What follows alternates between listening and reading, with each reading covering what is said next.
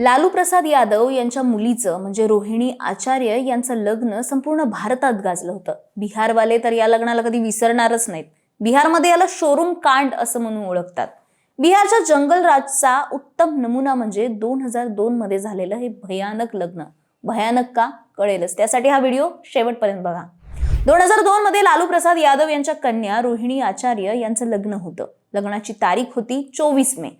लालू प्रसाद यादव यांचे मित्र राव रणविजय सिंग यांच्या सॉफ्टवेअर इंजिनियर असलेल्या मुलाशी म्हणजे समरेश सिंग यांच्याशी रोहिणी यांचं लग्न ठरलं आणि दोन मित्रांची दोस्ती रिश्तेदारी में बदल गई. राजधानी पटनामध्ये या लग्नाची जोरदार तयारी सुरू होती. का नसणारे, लालू प्रसाद यादव यांच्या मुलीचं लग्न म्हटल्यावरती लालूने कोणतीच कसर सोडली नाही. 20 एकरच्या मोठ्या परिसरामध्ये हा लग्न सोहळा होणार होता. 25,000हून अधिक पाहुण्यांना आमंत्रण देण्यात आलेली. लग्नाचं नियोजन पाहण्यासाठी लोक नेमली होती, जी कॉर्डलेस मायक्रोफोनवरनं सूचना देत होती. त्यावेळेस लालूंच्या पत्नी राबडी देवी बिहारमध्ये सत्तेत होत्या. त्यांचे दोन भाऊ साधू आणि सुभाष यादव हे राबडी यांच्या सरकारमध्ये बराच प्रभाव पाडत होते. आता घरातच बिहारची सत्ता म्हटल्यावरती लालू प्रसाद यादव बिहारवरच मालकी हक्क दाखवत होते. याच्यामध्ये शोरूम कांड घडलं. पाटण्याच्या शोरूम मधनं जवळपास 50 नवीन रजिस्टर नसलेल्या गाड्या चोरीला गेल्या आणि ही चोरी कोणी केली तर स्वतः सत्तेत असलेल्या लालूंनी.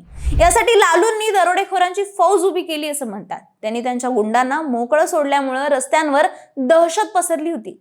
लालू प्रसाद यादव यांची ती गुंड लोक कोणत्याही औपचारिक परवानगी शिवाय जबरदस्तीने बंदुकीच्या धाकावर शोरूम मधनं नवीन गाड्या घेऊन पळत होती.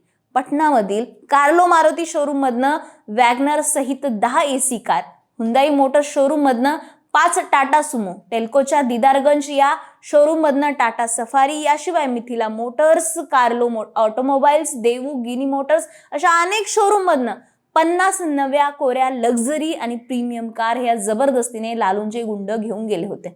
शोरूमचे मालक विरोध करण्यासाठी जेव्हा समोर येत होते तेव्हा त्या मालकांना धमक्या देण्यात आल्या. त्यांच्या शोरूमवरती हल्ले झाले. त्यामुळे मोठमोठे व्यापारी देखील लालूंच्या आणि त्यांच्या पक्षाच्या विरोधात बोलण्यासाठी घाबरत होते. लग्नानंतर त्या गाड्या परत मिळतील या आशेवरती अनेक शोरूमचे मालक होते, पण गंभीर म्हणजे या जबरदस्तीने नेण्यात आलेल्या कितीतरी गाड्या परत केल्या गेल्याच नव्हत्या. आणि ज्याही काही परत करण्यात आल्या होत्या तेव्हा या मालकांसाठी नवीनच समस्या उभी राहिली, कारण वाहनं बुक केलेल्या ग्राहकांनी त्या वापरलेल्या कारची डिलिव्हरी घेण्यास नकार दिला. लग्नात वापरलेल्या गाड्या खपवतील या भीतीने पटण्याची लोक 4 व्हीलरची खरेदीच टाळत होते. या सगळ्या गाड्या का नेल्या जात होत्या तर रोहिणी यांच्या लग्नात येणाऱ्या VIP पाहुण्यांना नेण्यासाठी या नव्या कोऱ्या गाड्या वापरल्या जात होत्या. या गाड्यांमध्ये पेट्रोल आणि डिझेलची व्यवस्था ही पटण्यामध्ये तैनात असलेल्या पोलिसांकडनं केली जात होती. पोलिसांना पेट्रोल पंपवरती पाठवून या गाड्यांमध्ये पेट्रोल डिझेल फ्री मध्ये भरून आणलं जात होतं.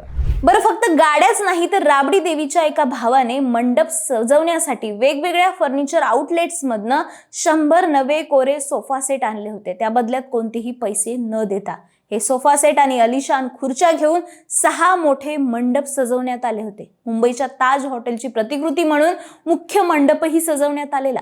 शर्मेची गोष्ट म्हणजे लालूंच्या लोकांनी छोट्या व्यापाऱ्यांनाही सोडलं नव्हतं. आसपासच्या दुकानांमधनं रेमंड कपडे, सुकामेवा देखील कोणतेही पैसे न देता मनमानीपणे लुटण्यात येत होता. जे दुकान मालक विरोध करत होते त्यांना धमकावण्यात येत होतं आणि असं सांगितलं जात होतं की बिहारच्या मुख्यमंत्र्यांच्या घरी लग्न आहे, त्यामुळे व्यापाऱ्यांनी योगदान दिलं पाहिजे. यातनं सही सलामत वाचले ते पटण्याचे फुल विक्रेते, कारण या मंडप आणि लग्नाच्या सजावटीसाठी लालूंनी बँकॉक, कोलकाता, बंगळूर, दिल्लीमधनं फुलं मागवली होती. बरं, इतकंच नाही, नवरदेव ज्या गावात राहत होता त्या गावाला राबडी सरकारकडनं अर्जंट बेसिसवरती वीज आणि टेलिफोन लाईन देण्यात आली होती. यासाठी राज्य वीज मंडळाला 25 लाख रुपयांचं ट्रान्समिशन नुकसान झाल्याचं नंतर समोरही आलं होतं. इतकंच नाही तर त्या गावाला एका दिवसात डांबरी रस्ता तयार करून देण्यात आला होता. शिवाय कमांडो आणि STF सहित 300हून अधिक पोलीस कर्मचाऱ्यांना लग्नाच्या ठिकाणी बंदोबस्ताला तैनात करण्यात आलं होतं. लग्नाच्या पत्रिका वाटण्यासाठी बिहारच्या IAS, IPS अधिकाऱ्यांना लालूंनी कामाला लावलं होतं. बिहारच्या राजधानीमध्ये जे काही घडत होतं त्यावरती टीका करणारे फारच कमी लोक होते. पण भाजपचे सुशील कुमार मोदी यांनी मात्र लालू प्रसाद यादव यांच्या या अतिरेकीपणाला विरोध करत हा मुद्दा नॅशनल लेवलवरती चर्चेत आणला होता. तेव्हा कुठं देशभरात लालूंवर टीका व्हायला सुरुवात झाली. मुळात रोहिणी यांचे सासरे मुंबईत आयकर आयुक्त होते. त्यांनी तरी या लग्नातल्या संपत्तीच्या अशा अश्लील प्रदर्शनावरती नियंत्रण ठेवायला हवं होतं, पण तसं काही घडलंच नाही. शोरूम मधून गाड्या उचलणं, फर्निचर दुकानं लुटणं आणि व्यापाऱ्यांना त्यांच्या मुलांच्या लग्नासाठी महागड्या वस्तू देण्यास भाग पाडणं असे अनेक निर्लज्ज प्रकार या लग्नामध्ये घडले होते. या लग्नाची CBI आणि आयकर चौकशी व्हावी अशी मागणीही विरोधकांनी केली होती, पण त्याचंही पुढे काही झालंच नाही. पण लालू प्रसाद यादव यांच्या मुलीचं लग्न बिहारवाले सहजासहजी विसरणार नाहीत हे नक्की आहे. याबद्दल तुम्हाला काय वाटतं? कमेंट करून नक्की सांगा आणि अशाच व्हिडिओसाठी लगावती YouTube चॅनलला सबस्क्राईब करायला विसरू नका.